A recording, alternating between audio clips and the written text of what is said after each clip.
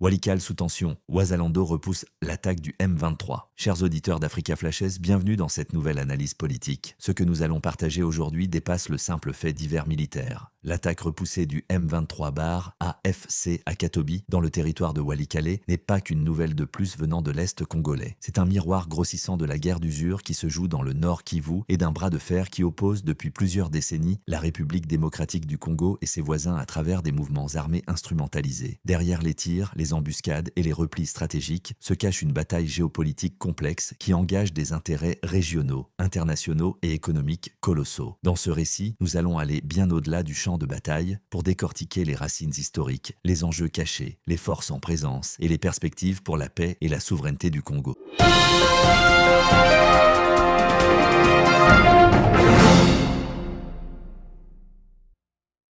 Bonjour, bonsoir, chers auditeurs d'Africa Flashes. Plongeons ensemble dans une analyse fouillée de cet épisode qui s'est déroulé à Katobi, mais qui nous ramène à la grande équation congolaise. Pourquoi, après plus de 2 décennies de guerre, les provinces de l'Est continuent-elles à être le théâtre de violences récurrentes? Comment les milices locales, comme les Ouazalendo, sont-elles devenues des acteurs centraux dans la défense du territoire? Et surtout, quelles leçons politiques, militaires et diplomatiques pouvons-nous tirer de cette confrontation? La journée du dimanche 21 septembre a été marquée par des affrontements d'une intensité particulière entre les rebelles de l'AFC M23 et les miliciens Ouazalendo à Katobi, une localité du groupement Kisimba, dans le territoire de Walikale. Ce n'était pas la première fois que Katobi devenait l'objet de convoitises. Déjà le samedi précédent, les rebelles avaient tenté sans succès de déloger les Ouazalendo. Mais ce dimanche, persuadés de pouvoir reconquérir une position qu'ils avaient perdue une semaine plus tôt, ils sont revenus à la charge. Le résultat fut un nouvel échec. Les Ouazalendo, aguerris et motivés, ont repoussé l'assaut et forcé les rebelles à se replier jusqu'à Mempeti, qui reste l'un des bastions stratégiques de l'AFC M23 autour de Pinga. Le plus marquant dans cette séquence fut la suite. En retraite, les rebelles sont tombés dans une embuscade tendue par les Ouazalendo entre Katobi et Mempeti, laissant plusieurs victimes sur le champ. Cet épisode illustre la transformation du rapport de force dans l'est du pays. Pendant longtemps, les populations locales étaient vues comme de simples victimes, incapables de résister aux armées rebelles mieux organisées et mieux équipées. Aujourd'hui, avec la montée en puissance des Ouazalendo, on assiste à une inversion de dynamique. Ce sont les communautés elles-mêmes qui, dans un élan d'autodéfense, contestent le terrain aux mouvements armés. Mais il serait trop simpliste de réduire cette réalité à une victoire ponctuelle des Ouazalendo. Derrière l'éclat de cette résistance se cache une profonde fragilité. Car si les Ouazalendo gagnent des batailles locales, ils ne disposent ni de l'armement lourd, ni de l'organisation militaire structurée, ni de la logistique nécessaire pour tenir une guerre prolongée face à des mouvements comme le M23 soutenus de l'extérieur. En cela, Katobi est un microcosme de ce que vit toute la région du Kivu. Des victoires tactiques, mais un avenir stratégique encore incertain. Pour comprendre l'importance de Katobi, il faut replacer l'événement dans une perspective historique. Walikale est une zone riche en ressources naturelles, notamment en coltan, en cassitérite et en or. Depuis la première guerre du Congo à la fin des années 1990, ce territoire est devenu une cible privilégiée des mouvements rebelles. Le M23, héritier d'une longue lignée de groupes soutenus depuis Kigali et parfois Kampala, cherche non seulement à occuper des espaces stratégiques pour couper les communications et contrôler les axes routiers, mais aussi à mettre la main sur les gisements qui alimentent une économie de guerre. Katobi n'est donc pas un simple village, mais une clé logistique qui ouvre la route vers les zones minières et vers Pinga, un autre verrou stratégique. Ce qui s'est passé le 21 septembre nous ramène également au rôle ambivalent des Ouazalendo. D'un côté, ils incarnent un sursaut patriotique, une capacité d'organisation locale pour défendre le territoire contre les invasions. De l'autre, leur existence traduit aussi la faillite de l'État congolais à sécuriser ses frontières et à protéger ses citoyens. Car si les Ouazalendo existent, c'est parce que l'armée nationale, les FARDC, n'a pas réussi à empêcher l'avancée du M23. Ce qui pose un problème politique majeur. Jusqu'où l'État congolais peut-il déléguer la défense nationale à des groupes d'autodéfense, au risque de reproduire les logiques de milicianisation qui avaient déjà plongé le pays dans le chaos dans les années 2000? La semaine du 22 septembre, le dirigeant de la planète s'est réuni ici à New York à l'occasion de la 80e session de l'Assemblée générale des Nations unies. Pour célébrer ses 80 ans depuis sa création, l'Organisation des Nations unies a choisi les thèmes « Mieux ensemble, plus de 80 ans au service de la paix, du développement et des droits humains ». Et comme à l'accoutumée en pareille circonstance, La ville de New York a sorti son dispositif de règlement routier spécial pour le différent cortège présidentiel. C'est sur ces entrées faites que le président de la République démocratique du Congo, Félix-Antoine Tshisekedi Tshilombo, est arrivé la nuit de ce dimanche ici à New York. Accompagné de la distinguée première dame Denise Nyakeru, le chef de l'État a pris ses quartiers dans Manhattan en attendant d'entamer une semaine de travail très chargée aux Nations Unies. Désigné vice-président de l'Assemblée générale cette année, le président Félix Tshisekedi Tshilombo a la lourde tâche de remplacer le président en cas d'absence ou d'empêchement et de présider certaines réunions des commissions des Nations Unies. Il est donc membre du bureau de l'Assemblée générale, un organe qui aide le président à coordonner les travaux, à établir et à organiser l'ordre du jour des sessions et à superviser l'application du règlement intérieur. Les rendez-vous annuels des chefs d'État interviennent cette année dans un contexte très particulier, marqué par des tensions géopolitiques à travers le monde, des remises en cause du multilatéralisme et des crises sécuritaires. À partir du mardi 23 septembre, les différents chefs d'État vont défiler à la tribune du Palais des Verts pour leur discours. Et comme le veut la tradition, le président des États-Unis d'Amérique, Donald Trump, sera le premier à ouvrir les balles. Et le même jour, dans la soirée, le président de la République, Félix-Antoine Tshisekedi Tshilombo, prendra la parole à son tour pour son grand oral, le 6e de la série. Son discours est tout aussi très attendu au regard des avancées significatives obtenues par le chef de l'État grâce à sa diplomatie de paix en faveur de son pays, la République démocratique du Congo. Cette Assemblée générale est aussi l'opportunité offerte au chef de l'État d'intensifier son plaidoyer à l'international pour la reconnaissance du jeune Holocauste. C'est dans ce cadre qu'est prévu un grand événement ici à New York avec le Fonarev en marge de cette Assemblée générale. Direction la ville portuaire de Matadi, où le vice-premier ministre, ministre des Transports et Voies de Communication, Jean-Pierre Bemba, a visité les travaux de modernisation du port de Matadi dans le Congo central. Sur place, les terminales MCTC se modernisent et changent de visage. Images et commentaires.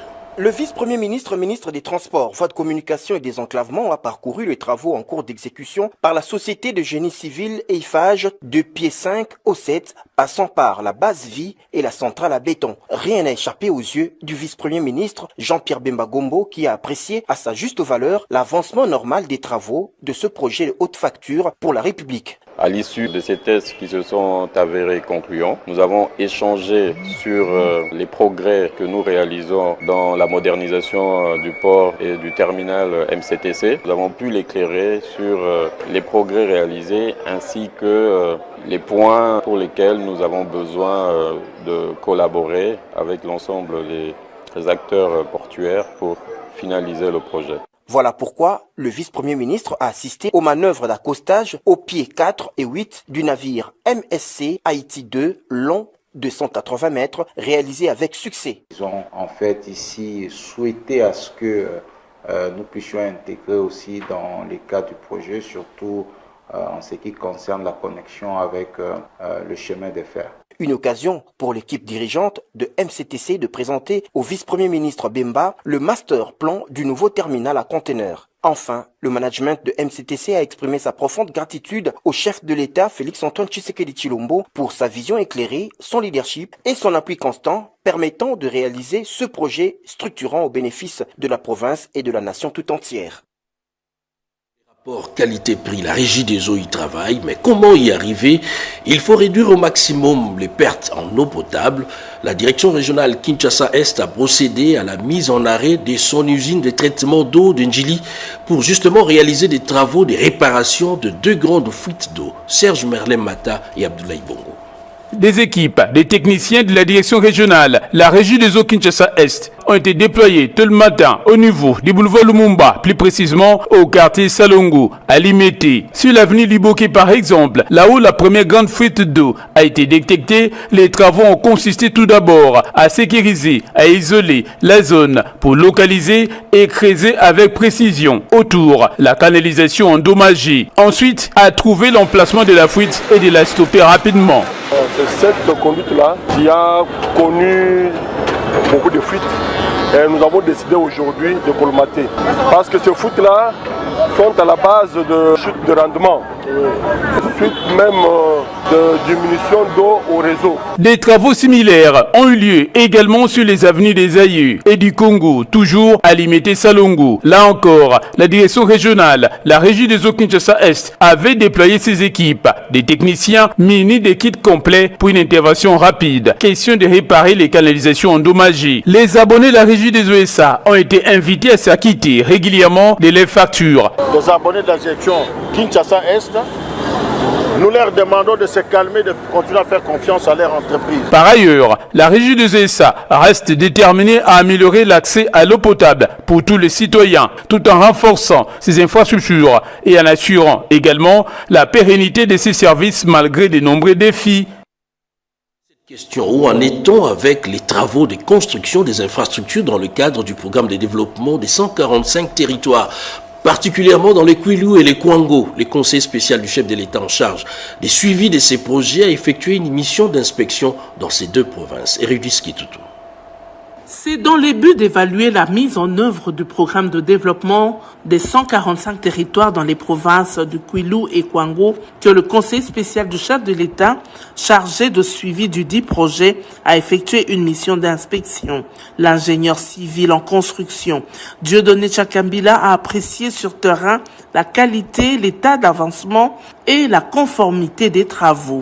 Une démarche technique mais aussi symbolique qui vise à rassurer les populations locales sur la matérialisation des promesses de développement. Ils sont très fiers, très contents. On venait, on voyait l'école foutue, mais l'État vient nous aider et nous remercions le président de la République. De nouveaux bâtiments administratifs, les centres de santé, les écoles sont sortis des terres dans les deux provinces du Grand Bandundu. Le plan des 145 territoires, vision phare du chef de l'État, c'est l'ouverture de tout. Parce que si tous ces bâtiments, les écoles, les bureaux administratifs du territoire, les centres de santé, si une fois ça arrive à la fin, mais tout est fait pour le chef de l'État. Aucun coin de la République, aucun territoire qui va se dire que tel a plus d'avantages que l'autre. Même les provinces qui ont plus de moyens, même ceux qui ont moins de moyens, tout le monde a bénéficié le même don et la même construction. Donc c'est pourquoi que la population a fait confiance à notre chef de l'État. Le fait de voir déjà ces grands projets, il s'est dit non, avec lui, c'est qu'il y aura encore d'autres bonnes choses. Au-delà des briques et du béton, ce sont les espoirs des communautés locales qui prennent forme. Un pas de plus vers une République démocratique du Congo équilibrée, équitable et décentralisée. Ce sont des avenues qui portent le poids de l'histoire, pour certaines du pays et d'autres de la ville capitale Kinshasa. Et aujourd'hui, en état de délabrement avancé, les avenues Bokassa, Rwakadingi, Plateau et Flambeau ont été inspectées. Du moins, le ministre des Infrastructures et Travaux Publics est allé constater l'évolution des travaux de réhabilitation. Robert Naye. À Kinshasa, plusieurs chantiers de voirie urbaine avancent tandis que de nouveaux travaux sont sur le point de démarrer. L'honorable Ron Bimola, député national élu de Barumbu, a préparé à une descente d'inspection aux côtés du ministre des Infrastructures et Travaux Publics, John Banzalwanda, dans les communes de Barumbu et de Kinshasa. Objectif, constater l'avancement des chantiers et planifier les prochaines étapes. Il a été confirmé que les travaux de réhabilitation de l'avenue Kassai débuteront dans 2 semaines. Axe stratégique de désengorgement, cette voie constitue un accès essentiel au centre-ville pour les habitants de Moamba et de la Tchangou. Cette réhabilitation concrétise une promesse faite par l'honorable Ron Bimola à la population de Barumbu, pour laquelle il a mené un plaidoyer constant auprès des autorités compétentes. Nous avons fait la commune de Kinshasa, nous avons également fait la commune de Barumbu.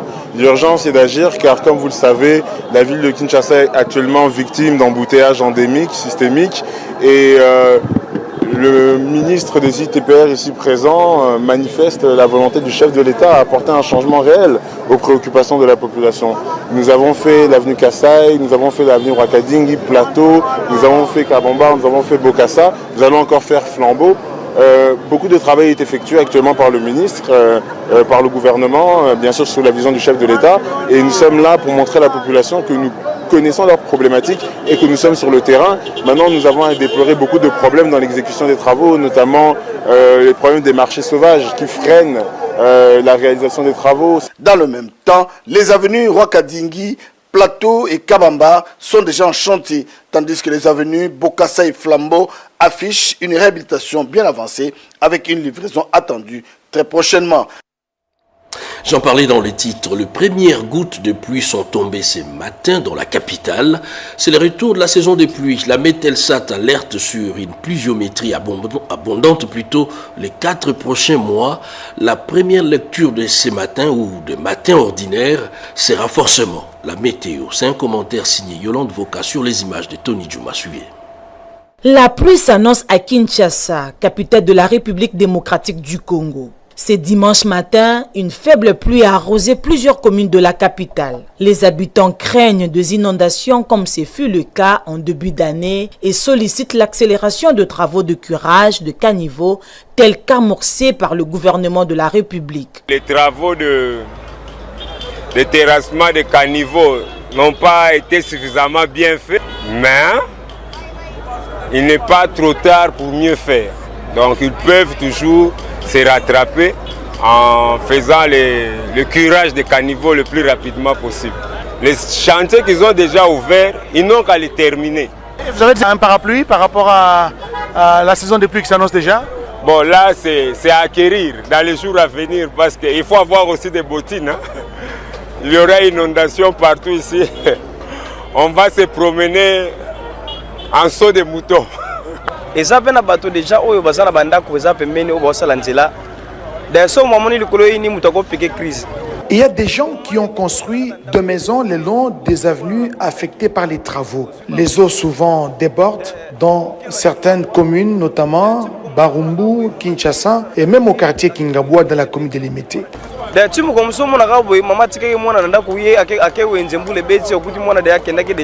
L'Agence nationale de météorologie et de télédétection par satellite, Metelsat, tire la sonnette d'alarme sur le comportement à adopter. La pluie abondamment dans les Kouilo et Bandundu, et c'est ce qui nous a affecté la nuit. Si toutes les conditions étaient tellement réunies, on devait avoir aussi une forte pluie à Kinshasa. Nous dirons aux personnes qui sont au bord des rivières, toujours nous l'insistons, les gens qui sont au bord des rivières, ceux qui sont dans des zones inondables, les zones à haut risque, de pouvoir prendre leurs mesures de disposition pour ne pas tomber vulnérables lorsqu'il y aura des fortes pluies, par exemple. Avant de quitter votre maison, essayez de jeter un coup d'œil sur les bulletins météorologiques pour savoir quel temps il va faire afin de vous protéger contre les risques des aléas météorologiques. Le civisme de la population en cette période de pluie est recommandé pour lutter contre les maladies hydriques et surtout ne pas jeter les immondices dans le caniveau.